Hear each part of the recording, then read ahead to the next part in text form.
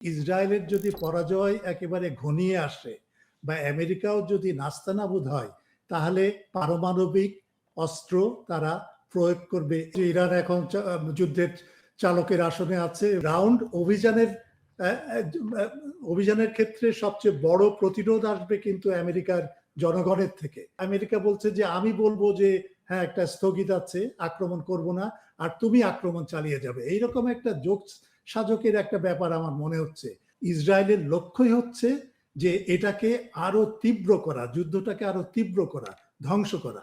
JD Vance অত্যন্ত রাগান্বিতভাবে নেতানিয়াহুকে বলেছে যে তুমি আমাদেরকে একটা একটা ভ্রান্ত একটা বিশ্বাস বোধ জাগিয়ে তুমি আমাদেরকে যুদ্ধে নিয়ে আসলে কেন? কারণ আমেরিকার উপরে ভরসা করা মানেই হচ্ছে তার নিরাপত্তা আমেরিকা নিশ্চিত করবে না। তার প্রমাণ হয়েছে এই যে গালফ দেশগুলো। আমেরিকা কিন্তু একটা ধোঁকা দেওয়ার চেষ্টা করছে ইরানকে।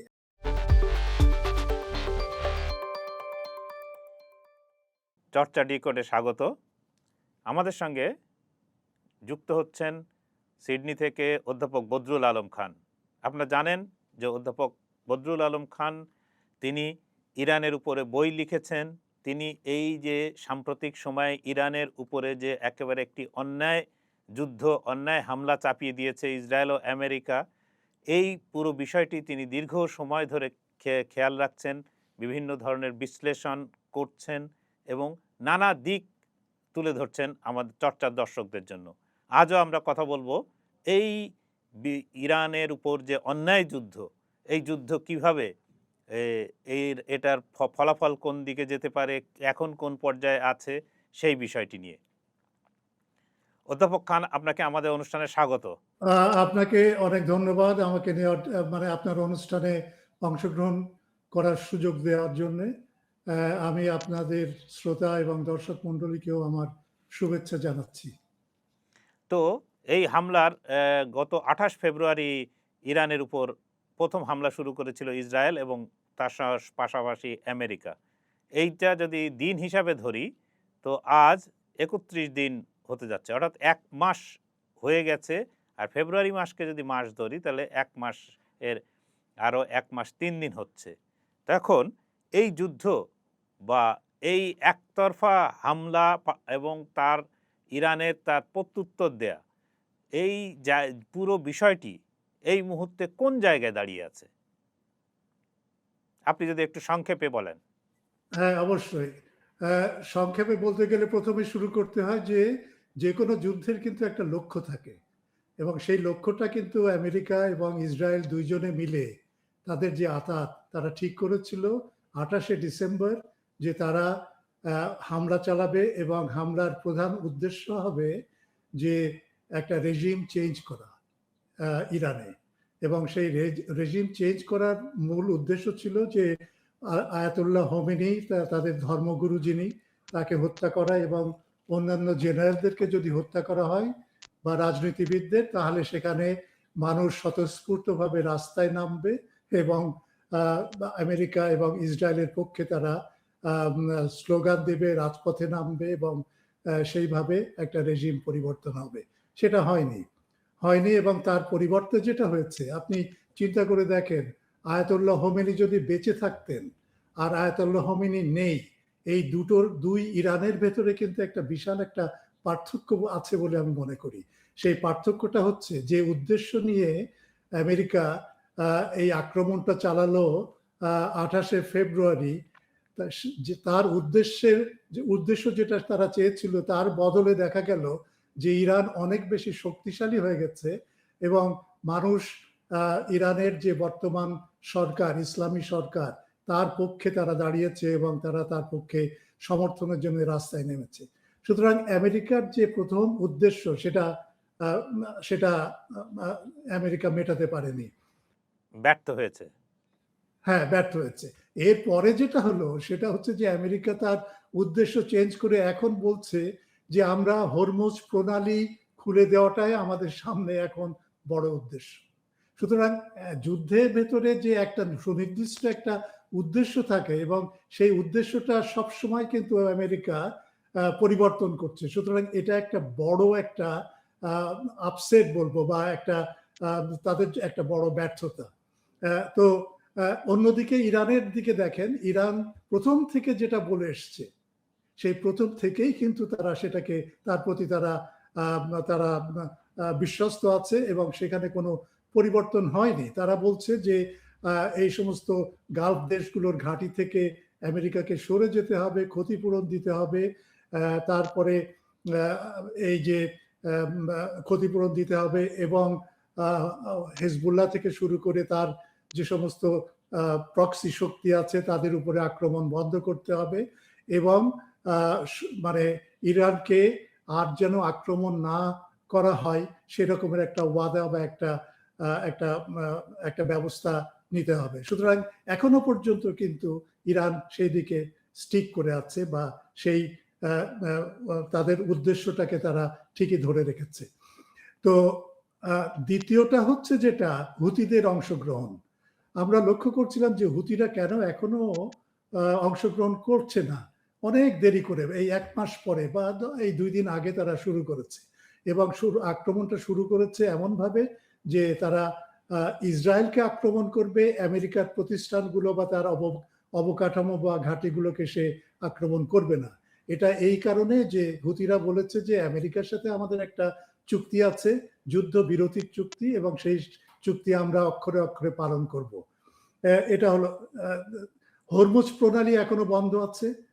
হরমুজ প্রণালী কিন্তু ইরান বন্ধ করেনি। ইরান যেটা বলেছে যে হরমুজ প্রণালী দিয়ে জাহাজ চলাচল করতে হলে তার পারমিশন নিতে হবে এবং তার একটা টোল দিতে হবে, এবং যে সমস্ত দেশ ইরানের বিরুদ্ধে শত্রুভাবাপন্ন হয়ে এই যুদ্ধে সাহায্য করছে অথবা অংশগ্রহণ করছে, বিশেষ করে ইসরায়েল এবং আমেরিকা, তাদেরকে আমরা যেতে দিব না। সুতরাং এইরকম একটা অবস্থায় আছে, যুদ্ধ চলছে। ইরানের আকাশ প্রতিরক্ষা আমরা ভেবেছিলাম যে একেবারে ধ্বংস হয়ে গেছে, কিন্তু সেটা না, সেটাও আমরা লক্ষ্য করছি। ক্ষেপণাস্ত্র ঘাটতি ইরানের দেখা দেয়নি এখনো। একটুখানি বলতে চাচ্ছিলাম যে এই যে আপনি বলছিলেন ইরান এখনো পর্যন্ত দমে যায়নি। প্রথম হচ্ছে যে ইরানের উদ্দেশ্য নিয়ে যে কথাটি বললেন, যে ইরানের উদ্দেশ্য তো ওয়াশিংটন দখল না বা তেল আবিব দখল না, কিন্তু ইরান এই যুদ্ধে তার যে সক্ষমতা দেখিয়েছে, যে একটা মানে অসম যুদ্ধের, মানে অসম শক্তির মধ্যে যে লড়াই, সেই লড়াইয়ের মধ্যে ৩১ দিন টিকে থাকা, এবং টিকে থাকা শুধু না, তারা এ পর্যন্ত শত্রুর যে ক্ষতি সাধন করতে পেরেছে, সর্বত্র যে আতঙ্ক তার ছড়িয়েছে, তাতে কি বলা যায় যে ইরান এই যুদ্ধে চালকের আসনে, এই মুহূর্তে চালকের আসনে ইরানই বসে আছে?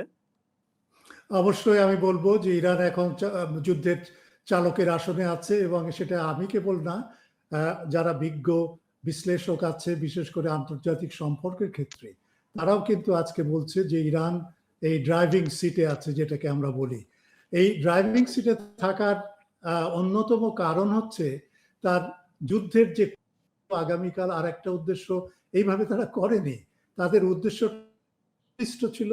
এবং আপনি লক্ষ্য করে দেখেন যে গালফ স্টেটগুলোতে যে সমস্ত মার্কিন ঘাঁটি আছে, সেগুলো তো এখন যদি পুনর্নির্মাণ করতে হয় তাহলে এটা বোধহয় 5 থেকে 7 বছরের ব্যাপার। তাহলে ক্ষতির পরিমাণটা ইরান কিভাবে করেছে?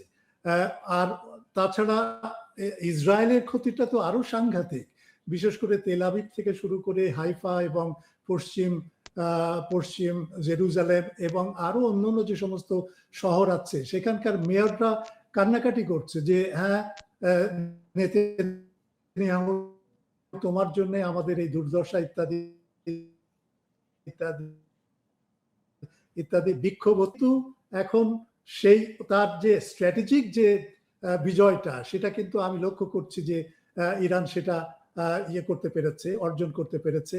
এখন সবচেয়ে ভয়ের ব্যাপারটা হচ্ছে যে এই গ্রাউন্ড অভিযান যেটা চিন্তা করছে আমেরিকা, কিন্তু সেটাও আমরা বিশ্লেষণ করতে পারি। সেরকম যদি প্রশ্ন আপনার থাকে যে এই গ্রাউন্ড ইনভেশন বা অভিযানটা আমেরিকা কিভাবে চিন্তা করছে, এবং সেখানে কোনো হ্যাঁ, বিষয় আছে কিনা, কোনো প্রতারণা আছে কিনা, সেটা আমাদের হ্যাঁ, আমরা ওই ওই ওই ওই বিষয়টা একটু পরে পরে আসি। তো একটা বিষয় আমি শুধু মানে এই যেই বলতে চাচ্ছিলাম, সেটা হচ্ছে আপনার যে আমেরিকার প্রেসিডেন্ট ডোনাল্ড ট্রাম্প এই পুরো সংকট বলি, যুদ্ধ বলি, অন্যায় যুদ্ধ বলি, এর একটা মুখ্য চরিত্র। যে এখন ট্রাম্প যে কথা সর্বশেষ আজকের রিপোর্ট যেটা আছে, যে তিনি বলেছেন যে ভেনেজুয়েলার মতো তিনি ইরানের তেল দখল করতে চান, তেলের দখল নিতে চান। সেজন্য তিনি খাড়গ আইল্যান্ডে স্থল অভিযান চালিয়ে সেটিতে দখল করতে চান। আবার এজন্যই মানে আপনার স্থল অভিযান শুরুর একটা সম্মত আছে, সেটা তো একটা আছেই ট্রাম্পের এই বক্তব্য। আপনি একটু আগেই বলছিলেন যে ট্রাম্পের সঙ্গে তেমন মানে তার কথার সামনের কথার সঙ্গে পেছনের কথার, আগের কথার সঙ্গে পরের কথার তেমন কোনো মিল খুঁজে পাওয়া যায় না। এরই মধ্যে কিন্তু আমেরিকায় ৩,২০০ জায়গার বেশি মানে জায়গায় বিক্ষোভ হয়েছে। ট্রাম্পের এই যুদ্ধবিরোধী বিক্ষোভ এবং নো কিং বলে যে আন্দোলন শুরু হয়েছে, এতে প্রায় ৮০ লাখ লোক অংশ নিয়েছেন বলে বলা হচ্ছে। তো ট্রাম্প তো ঘরে এবং বাইরে দুই দিকে চাপে। এই বিষয়টা যদি একটু আপনি ব্যাখ্যা করেন। হ্যাঁ, এটা আমরা সবাই লক্ষ্য করেছি যে আমেরিকায় কিন্তু মানুষ এখন ট্রাম্প বিরোধী একটা অভিযান শুরু করেছে এবং তারা বলছে যে ডোনাল্ড ট্রাম্প যেভাবে রাজার মতো বা সম্রাটের মতো ব্যবহার করছে, সেই আচরণটাকে বন্ধ করতে হবে এবং একটা গণতান্ত্রিক পদ্ধতিতে যেভাবে তিনি নির্বাচিত হয়েছিলেন এবং জনগণের মতামতকে তিনি যে মেনে নেবেন এবং তিনি ক্ষমতায় আসার আগে যে ক্যাম্পেইন করেছিলেন, প্রচারণা করেছিলেন প্রেসিডেন্ট পদে, সেখানে তিনি বলেছিলেন যে আর কোনো যুদ্ধ না, আমি সমস্ত যুদ্ধ বন্ধ করব। এবং সেটা নিয়ে তিনি গর্ববোধও করেছেন নানাভাবে, এবং তাকে কেন নোবেল প্রাইজ দেওয়া হচ্ছে না সেটা নিয়েও তার অনেক আক্ষেপ এবং ক্ষোভ তার সে প্রকাশ করেছে। কিন্তু এই লোকটা হচ্ছে এমন একটা অস্থিতিশীল একটা ব্যক্তিত্ব যে সে কখন কি বলবে সেটা নিয়ে সেটা মানে ভাবাই কঠিন। কিন্তু একটা জিনিস আমি লক্ষ্য করছি যে আমেরিকার ডেমোক্রেটিক পার্টি এখন সচেতনভাবে বুঝতে পেরেছে যে এই লোকটার হাতে যেভাবে তাদের প্রেসিডেন্ট ডোনাল্ড ট্রাম্প যেভাবে তার বৈদেশিক নীতি এবং এই যুদ্ধ পরিচালনা করছে, এবং তারা এটাও অনুভব করছে যে এই যুদ্ধে কিন্তু আমেরিকা কোণঠাসা হয়ে আছে এবং পরাজিত হচ্ছে। ইরানের এই যে সক্ষমতা তারা কখনোই ভাবেনি। ইরানকে তারা ভেবেছে নিকৃষ্ট মোল্লাতন্ত্র দিয়ে পরিচালিত, সেখানে মানুষের কোনো বুদ্ধিশুদ্ধি নেই, তারা বর্বর, তারা ইত্যাদি ইত্যাদি। এখন সেটা প্রমাণ হয়েছে যে না, তারা এটা প্রতিরোধ করতে পারে। সুতরাং এখন সে যেটা করতে চাচ্ছে যে এই যে একটা মানে বিপদের ভেতরে ডোনাল্ড ট্রাম্প আছে, সেখান থেকে বেরিয়ে আসার জন্য এই গ্রাউন্ড অভিযান বা স্থল ভাগে আক্রমণ করা এবং আক্রমণ করে সবকিছু অন্যদিকে তার আমেরিকার দৃষ্টি অন্যদিকে নিয়ে যাওয়া। কিন্তু সেখানেও কিন্তু তার বিপদ হচ্ছে এই কারণে যে আপনার যদি প্রশ্ন থাকে গ্রাউন্ড অভিযান সম্পর্কে আমি আলাপ করব, কিন্তু এখানে এটুকু বলি যে গ্রাউন্ড অভিযানের ক্ষেত্রে সবচেয়ে বড় প্রতিরোধ আসবে কিন্তু আমেরিকার জনগণের থেকে। কারণ যে সমস্ত জরিপ এখন হচ্ছে, সেই জরিপে দেখা যাচ্ছে যে প্রায় ৭৬% মানুষ তারা এই গ্রাউন্ড অভিযানের সাংঘাতিকভাবে বিরোধী। তারা দেখতে চায় না যে আমেরিকার সৈন্যরা ডেড বডি হয়ে ফিরে আসুক, এবং সেটা আমেরিকার জন্য একটা লাঞ্ছনাকর এবং এমন একটা ব্যাপার যে আমেরিকার গর্বকে সম্পূর্ণভাবে মানে ধূলিসাৎ করে দিচ্ছে। সুতরাং এটা তারা কখনোই চায় না। সেই কারণে কিন্তু তারপরেও কিন্তু ডোনাল্ড ট্রাম্প এই গ্রাউন্ড অভিযানের পরিকল্পনা করছে, এবং এই গ্রাউন্ড অভিযানের পরিকল্পনার আর একটা কারণ হচ্ছে যে আমেরিকার যে সমস্ত ক্ষেপণাস্ত্র, বিশেষ করে ইরানের ক্ষেপণাস্ত্রগুলোকে প্রতিরোধ করার জন্য যে টাড এবং অন্যান্য যে মিসাইল ব্যবস্থা আছে, সেখানে সাংঘাতিকভাবে একটা ঘাটতি লক্ষ্য করা যাচ্ছে। একটা জরিপ, একটা আর্টিকেল বেরিয়েছে, সেই আর্টিকেল সম্পর্কে আমি একটুখানি এখানে উল্লেখ করতে চাই। সেটা হচ্ছে যে British royal society of military science এরকম একটা জার্নাল আছে। সেই জার্নালের থেকে উদাহরণ দিয়ে তারা বলছে, মানে তথ্য দিয়ে তারা বলছে যে ইতিমধ্যে এই 1 মাসের যুদ্ধে আমেরিকার যত ক্ষেপণাস্ত্র মজুদ ছিল, সেটা নৌবাহিনীর ক্ষেত্রে বলি, সেটা আকাশ বিমান বাহিনীর ক্ষেত্রেই বলি, বা আরো অন্যান্য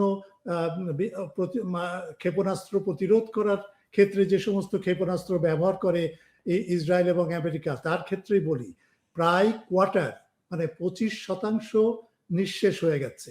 এবং এগুলো শেষ হবে যদি এই গতিতে যদি যুদ্ধ চলে, তাহলে ক্ষেপণাস্ত্র ঘাটতি আরো প্রকট হয়ে দেখা দেবে জুন মাসের ভেতরে, মে এবং জুনের ভেতরে। সুতরাং এটার থেকে দৃষ্টি অন্যদিকে সরিয়ে নিয়ে স্থল অভিযান পরিচালনা করা, এটাও একটা কিন্তু একটা তার স্ট্র্যাটেজিক কারণ। কিন্তু সেই স্থল অভিযান যদি চালায় তাহলে আরো খারাপের দিকে যাবে। আমেরিকার সৈন্যরা যদি সেখানে বিভিন্ন দ্বীপে যদি নামে, তাহলে তাদের অবস্থা কি হবে সেটা সম্পর্কে অনেকেই উদ্বেগ প্রকাশ করছে। এবং সেই উদ্বেগটা কি, আপনার আরো যদি এটা ব্যাপারে প্রশ্ন থাকে তাহলে আমি আলোচনা করতে পারবো।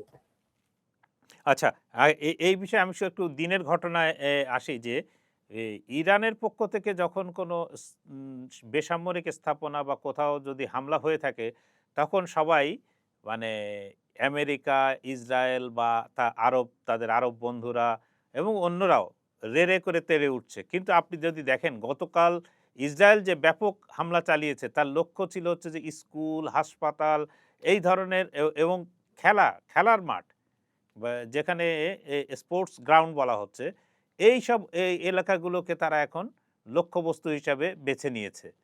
তো এইটাকে কি কি কি কি বলবেন? তারা কি এক ধরনের দ্বিচারী আচরণ করে যাচ্ছে না? দেখুন, ডোনাল্ড ট্রাম্প কিন্তু 10 দিনের একটা সময় বেঁধে দিয়েছে যে এর ভেতরে সে আমেরিকা বা ইসরায়েল কোনো আক্রমণ করবে না এমন সব প্রতিষ্ঠানে যেগুলো বিদ্যুৎ কেন্দ্রিক বা বিদ্যুৎ উৎপাদন করে। কিন্তু লক্ষ্য করে দেখেন, একদিকে আমেরিকা বলছে যে আমি স্থগিত করলাম 10 দিনের জন্য, অথচ ঠিক তার সেই দিনই, যে ঘোষণার দিনই, ইসরায়েল কিন্তু ইরানের বিভিন্ন ইস্পাত কারখানা, সবচেয়ে বৃহৎ ইস্পাত কারখানায় সেখানে আক্রমণ করেছে। এবং আপনি যেটা বলছেন যে স্কুল কলেজ থেকে শুরু করে শিক্ষা প্রতিষ্ঠানগুলো আক্রমণ করছে।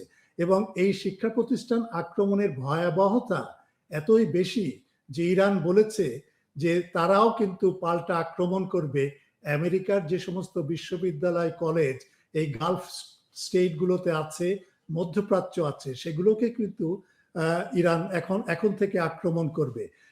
ইসরায়েলের যেটা আপনি মানে এই যে দুই দিক থেকে, একদিকে আমেরিকা বলছে যে না স্থগিত আছে, এই সমস্ত বেসরকারি প্রতিষ্ঠান বিশেষ করে বিদ্যুৎ কেন্দ্রগুলোর উপরে হামলা আমরা স্থগিত রেখেছি, আর অন্য দিক থেকে ইসরায়েল কিন্তু ঠিকই আক্রমণ চালিয়ে যাচ্ছে। তার অর্থ কি এই যে ইসরায়েলের উপরে আমেরিকার কোনো কন্ট্রোল নেই, নাকি আমেরিকা এবং ইসরায়েল উভয়েই এমন একটা অ্যারেঞ্জমেন্ট করেছে, আয়োজন করেছে যে হ্যাঁ আমেরিকা বলছে যে আমি বলবো যে হ্যাঁ একটা স্থগিত আছে, আক্রমণ করব না, আর তুমি আক্রমণ চালিয়ে যাবে, এইরকম একটা যোগ সাজকের একটা ব্যাপার আমার মনে হচ্ছে। সুতরাং এখানেও কিন্তু একটা ধাপ্পাবাজি, এবং যেভাবে হোক না কেন ইরানকে এমন একটা ভাওতাবাজির ভেতরে রাখা যে একদিকে ইরান মনে করবে যে হ্যাঁ আক্রমণ হবে না, অথচ ইসরায়েল কিন্তু ঠিকই আক্রমণ চালিয়ে যাচ্ছে। এই আক্রমণের আরেকটা বৈশিষ্ট্য হচ্ছে যে ইসরায়েল এমন সমস্ত প্রতিষ্ঠানে আক্রমণ করছে, যেমন বুশের পারমাণবিক কেন্দ্র যেখান থেকে বিদ্যুৎ উৎপাদন হয়, ঠিক পারমাণবিক কেন্দ্রে আঘাত করেনি, কিন্তু তার আশপাশে আঘাত করেছে, এবং একবার না 3 বার আঘাত করেছে। এর থেকে আমার একটা ধারণা যেটা মনে হচ্ছে সেটা হচ্ছে যে ইসরায়েল সম্ভবত এই ধারণা দিচ্ছে যে আলটিমেটলি ইসরায়েলের যদি পরাজয় একেবারে ঘনিয়ে আসে বা আমেরিকাও যদি নাস্তানাবুদ হয়, তাহলে পারমাণবিক অস্ত্র তারা প্রয়োগ করবে, এইরকম একটা আভাস আমার মনে হয় এই আক্রমণগুলো থেকে আমি পাচ্ছি। এবং ইসরায়েলের লক্ষ্যই হচ্ছে যে এটাকে আরো তীব্র করা, যুদ্ধটাকে আরো তীব্র করা, ধ্বংস করা, ইরানকে সম্পূর্ণ ধ্বংস করা। এবং এর কারণে যদি ইসরায়েলও ধ্বংস হয়ে যায় বা গালফ স্টেটও যদি ধ্বংস হয়, তাহলে কোনো সমস্যা নেই, কারণ এর দুটো দিক আছে। একটা হচ্ছে যে ধর্মীয় দিক, মনে আছে আমরা আলাপ করেছিলাম এক সময় যে ইসরায়েল মনে করে যে আর্মাগেডন যদি আসে তাহলে তার সেই যীশু খ্রিস্ট আবার ফিরে আসবে এবং নতুন করে 1000 বছর ধরে এই ইহুদি জাতি তা শান্তি ভোগ করবে ইত্যাদি ইত্যাদি। এই যে একটা ধর্মীয় একটা বিশ্বাস বোধ, সেটা দিয়েই কিন্তু তারা এইরকম একটা আক্রমণ চায় এবং ইসরায়েলকে আক্রমণ করুক, ধ্বংস করুক এবং সেই ধ্বংসের মধ্য দিয়ে নতুন ইসরায়েল গড়ে উঠবে ইত্যাদি ইত্যাদি ধারণা। সুতরাং ইসরায়েলের পক্ষ থেকে কিন্তু এই যুদ্ধকে যত তীব্র করা যায় সেরকম একটা প্রচেষ্টা থাকবে। আর আমেরিকা অন্য দিক থেকে দেখাতে চায় যে না, সে খুব ভালো, ইসরায়েল হচ্ছে খারাপ। এই রকমের একটা ভালো খারাপের একটা দ্বন্দ্ব সৃষ্টি করে আমাদের বিশ্ব জনমতকে বিভ্রান্ত করা, এটাই হচ্ছে এই দুই দেশের প্রধান উদ্দেশ্য। তো আমরা একটু যদি অন্য প্রসঙ্গে আসি, যে আপনি জানেন যে নেতানিয়াহু ইসরায়েলের প্রধানমন্ত্রী, যুদ্ধবাজ নেতা যিনি হিসাবে সমাধিক প্রচার মানে এবং ফিলিস্তিনিদের তিনি একজন হত্যাকারী বলা যায়। যে এই নেতানিয়াহুর সঙ্গে মার্কিন ভাইস প্রেসিডেন্ট জেডি ভান্সের মিটিং হয়েছে, টেলিফোন আলাপ হয়েছে। এদের মধ্যে কি ধরনের আলাপ হয়েছে বা কি হয়েছে, সেখান থেকে কোনো ইঙ্গিত কি পাওয়া যাচ্ছে? দুটো আলাপের কথা আমি উল্লেখ করতে চাই। একটা হচ্ছে যে নেতানিয়াহুর সাথে জেডি ভ্যান্সের, যিনি আমেরিকার ভাইস প্রেসিডেন্ট, তার একটা আলোচনা হয়েছে, টেলিফোন আলাপ হয়েছে। আর একটা হচ্ছে যে জার্মানির যিনি জার্মানির নেতা ফ্রেডরিক ম্যাটস, তিনিও কিন্তু ডোনাল্ড ট্রাম্পের সাথে একটা আলোচনা করেছে, টেলিফোন আলাপ। এখন প্রথম আলাপটা যেটা আপনি উল্লেখ করেছেন, সেটা অ্যাক্সিওস পত্রিকায় বেরিয়েছে। অ্যাক্সিওস পত্রিকাটা মূলত হচ্ছে আমেরিকার গোয়েন্দা এবং ইসরায়েলের গোয়েন্দা বাহিনীর মুখপত্র হিসেবে কাজ করে। তারা সেটা ঘোষণা করে না, কিন্তু তাদের সমস্ত খবরগুলোই কিন্তু ওই গোয়েন্দা সংস্থা যে সমস্ত চিন্তা ভাবনা করে তার উপরে ভিত্তি করে। এখন নেতানিয়াহুর সাথে যে জেডি ভ্যান্সের কি আলাপ হয়েছে, প্রথমত হচ্ছে আলাপটা কেন করতে গেল জেডি ভ্যান্স? নিশ্চয়ই এটা ডোনাল্ড ট্রাম্প তাকে বলেছে যে হ্যাঁ, তুমি আলাপ করো। আলাপের বিষয়বস্তু হচ্ছে যেটা অ্যাক্সিওস পত্রিকা বলছে, সেটা হচ্ছে যে জেডি ভ্যান্স অত্যন্ত রাগান্বিতভাবে নেতানিয়াহুকে বলেছে যে তুমি আমাদেরকে একটা ভ্রান্ত একটা বিশ্বাস বোধ জাগিয়ে তুমি আমাদেরকে যুদ্ধে নিয়ে আসলে কেন? তুমি কেন বলতে গেলে যে হ্যাঁ, ইরান হচ্ছে একটা তাসের ঘর এবং তাকে একটুখানি ধাক্কা দিলেই কিন্তু ভেঙে পড়বে এবং সেখানে রেজা শাহ পাহলভীর সমর্থকরা রাস্তায় নামবে এবং সরকার পরিবর্তন হবে, রেজিম পরিবর্তন হবে। এই ধোকাটা তুমি দিতে গেলে কেন? এইটা নিয়েই কিন্তু মূল আক্রমণ মানে আলোচনাটা হয়েছে এবং আলোচনায় নেতানিয়াহু কি বলেছে সেটা সম্পর্কে কেউ জানে না। কিন্তু আলোচনাটা যে এই দিকে গড়িয়েছে তাতেই প্রমাণ হয় যে আমেরিকার যারা নেতৃস্থানীয় ব্যক্তিবর্গ, হোয়াইট হাউস থেকে শুরু করে জেডি ভ্যান্স এবং আরো অন্যান্যরা, তারা কিন্তু উপলব্ধি করছে যে তাদেরকে এই যুদ্ধে টেনে নিয়ে গেছে ইসরায়েল একটা মিথ্যা ইন্টেলিজেন্স রিপোর্টের উপরে ভিত্তি করে। এবং সেই কারণে এটাও তাহলে বুঝতে হবে যে আমেরিকা যে বিপদে আছে সেটাও কিন্তু এর থেকে আমরা বুঝতে পারি। তা না হলে এরকম একটা ফোন করে তাকে শক্ত ভাষায় নেতানিয়াহুকে এই সমস্ত কথাবার্তা বলতো না বা জানাতো না। এটা হচ্ছে এক। দ্বিতীয় হচ্ছে যে জার্মানির যে চ্যান্সেলর ফ্রেডরিক ম্যাটস, তার সাথে ডোনাল্ড ট্রাম্পের আলোচনা হচ্ছে। সেই আলোচনার বিষয় হচ্ছে দুটো। একটা হচ্ছে ফ্রেডরিক ম্যাটস বলছে যে ডোনাল্ড ট্রাম্প, তুমি এই আক্রমণ কেন করতে গেলে আমাদেরকে না জানিয়ে, এবং এই তুমি না জানিয়ে আক্রমণ করার ফলে যে প্রতিক্রিয়া হচ্ছে আজকে এবং যে ফলাফল যেটা হচ্ছে, আমাদের এনার্জি শর্টেজ যাচ্ছে, আমাদের গ্যাস নেই, আমাদের পেট্রোলিয়াম নেই, অথচ তুমি আমাদেরকে না জানিয়ে এইরকম একটা বিপদের ভেতরে আমাদেরকে ফেললে, এটা কিন্তু সাংঘাতিকভাবে তোমার অন্যায় হচ্ছে। এটা হচ্ছে এক। আর দ্বিতীয় হচ্ছে ফ্রেডরিক ম্যাটস আরো বলছে যে তুমি যে বলছো যে নেটো বা পশ্চিমা বিশ্ব তোমাকে সমর্থন করছে না বা তোমার সাথে যোগ দিয়ে এই যুদ্ধে অংশগ্রহণ করছে না, তার একমাত্র কারণ হচ্ছে তুমি যুদ্ধ শুরু করে দিয়ে তারপরে 10 দিন পরে তুমি আমাদেরকে ডেকে বলবে যে আসো যুদ্ধে অংশগ্রহণ করো। এই আমাদের অংশগ্রহণের জন্য তো একটা পরিকল্পনা লাগে।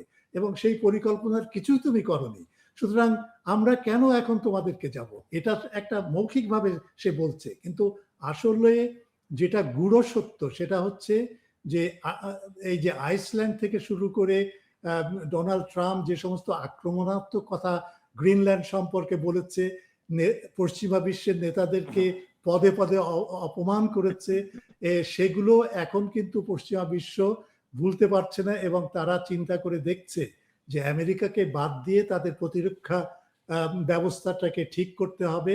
আমেরিকার উপরে ভরসা পাওয়া যায় না, কারণ আমেরিকার উপরে ভরসা করা মানেই হচ্ছে তার নিরাপত্তা আমেরিকা নিশ্চিত করবে না। তার প্রমাণ হয়েছে এই যে গালফ দেশগুলো আমেরিকার উপরে নির্ভর করেছিল, গালফ দেশগুলোকে আমেরিকা নিরাপত্তা দিতে পারে নাই। ঠিক একইভাবে কিন্তু এই ইউক্রেন যুদ্ধের প্রেক্ষাপটে পশ্চিমা বিশ্বকে আমেরিকা বলেছিল যে তোমাকে আমরা নিরাপত্তা সেবা দিব, কিন্তু সেই সেবা তারা দিতে পারে নাই। সুতরাং এটা কিন্তু এখন রিয়ালাইজ করছে এই পশ্চিমা বিশ্ব, এবং আমার মনে হয় গালফ দেশেরও কিছু কিছু দেশ চিন্তা ভাবনা করছে যে না, আমেরিকার উপরে সম্পূর্ণ নির্ভরশীল হওয়া ঠিক না, আমাদের প্রয়োজন হচ্ছে নিজেদের পায়ে দাঁড়ানো।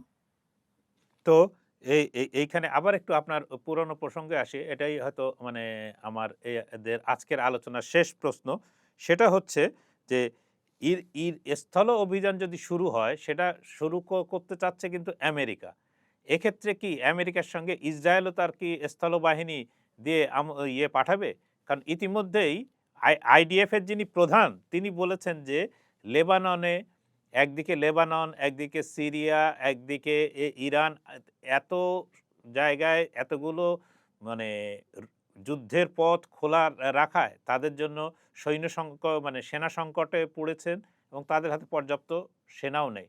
এমনকি আইডিএফ ধ্বংস হয়ে যেতে পারে, এ কথাও তিনি বলেছেন। এই ক্ষেত্রে আমার প্রশ্ন হলো যে ইসরায়েল এবং আমেরিকার উদ্দেশ্য কি তাহলে বিপরীত? যে একজন গ্রাউন্ড ইনভেশন চাচ্ছেন, আর একজন গ্রাউন্ড ইনভেশন না, যতটুকু পারা যায় আকাশপথে মানে ক্ষেপণাস্ত্র এবং বোমারু বিমান দিয়ে ইরানকে ধ্বংস করা। একটা হচ্ছে যে আপনি লক্ষ্য করে দেখেন যে ডোনাল্ড ট্রাম্প কিন্তু পশ্চিমা বিশ্বকে বলছে যে তোমরা সাহায্যের জন্য এগিয়ে আসো। আর সাহায্য বলতে কি হবে? সাহায্য বলতে হবে জাহাজ পাঠানো, যুদ্ধ জাহাজ পাঠানো, এবং যুদ্ধ জাহাজের সাথে অবশ্যই নাবিকরা থাকবে, নৌসেনারা থাকবে। কিন্তু একবারও কিন্তু ডোনাল্ড ট্রাম্প বলেনি যে ইসরায়েল তুমি তোমার সৈন্যবাহিনী পাঠাও। ইসরায়েলের কিন্তু একটা নেভি আছে, নৌবাহিনী আছে, তাকেও কিন্তু ডোনাল্ড ট্রাম্প বলছে না যে তুমি তোমার বাহিনী পাঠাও এখানে। এটা একটা আশ্চর্যের ব্যাপার যে কিভাবে আমেরিকা তার সৈন্যদের জীবনকে বাজি রেখে এই যুদ্ধ করছে ইসরায়েলের পক্ষে, অথচ ইসরায়েলের যে অন্যান্য সামর্থ্য আছে, বিশেষ করে নৌবাহিনী এবং তার সেনাবাহিনী, তাদেরকে সে কোনোভাবেই এই আহ্বানে সাড়া দেওয়ার মানে কোনো ডাকছে না, বা তাদেরকে সম্পূর্ণভাবে মানে রক্ষা করছে এইরকম একটা ধারণা দিচ্ছে। এখন গ্রাউন্ড অভিযানে ইসরায়েল কখনোই অংশ নিবে না, কারণ ইসরায়েল এমনিতেই কিন্তু সাংঘাতিক রকমের সমস্যায় আছে এই দক্ষিণ লেবাননের নিয়ে। এই সমস্ত খবরগুলো আমরা কতটুকু পাচ্ছি আমি জানি না, কিন্তু এখানে বসে অনেক খবর পাওয়া যায় যেগুলো আমার একটু মনে হয় যে আমি শেয়ার করি। সেটা হচ্ছে যে একদিনে তারা 21টা ইসরায়েলি ট্যাঙ্ক ধ্বংস করেছে হিজবুল্লাহ। এই খবরটা কিন্তু কেউ জানে না, কিন্তু নানাভাবে এই খবরগুলো আমরা পাচ্ছি এক্স অ্যাকাউন্টস থেকে বা আরো অন্যান্য থেকে। এটা কিন্তু একটা সাংঘাতিক ব্যাপার। ইসরায়েল কখনো চিন্তা করেনি যে এইভাবে তাকে অপদস্থ হতে হবে, এবং বিশেষ করে হিজবুল্লাহর হাতে, যে হিজবুল্লাহকে তারা ভেবেছিল যে সম্পূর্ণ ধ্বংস করে দিয়েছে। এখন গ্রাউন্ড ফোর্সে আসা যাক। গ্রাউন্ড ফোর্স যদি আমেরিকা করে, আমেরিকা কিন্তু দুটো সিগন্যাল দিচ্ছে। একটা হচ্ছে যে তারা বলছে যে আমরা মেরিন বাহিনীকে পাঠিয়েছি অলরেডি, এবং এই মেরিন বাহিনীর সংখ্যা হচ্ছে এই 4,500 থেকে 5,000। তারা ইতিমধ্যে কিন্তু ওকিনাওয়া থেকে, এটা আমেরিকা থেকে না, কিন্তু ওকিনাওয়া দ্বীপে যে আমেরিকার ঘাঁটি আছে সেখান থেকে তারা এসছে, এবং তারা এখন ইতিমধ্যে গালফ স্ট্রিটের আশেপাশে কোথাও আছে, তাদের লোকেশনটা এখন আমরা জানি না। এটা হচ্ছে এক।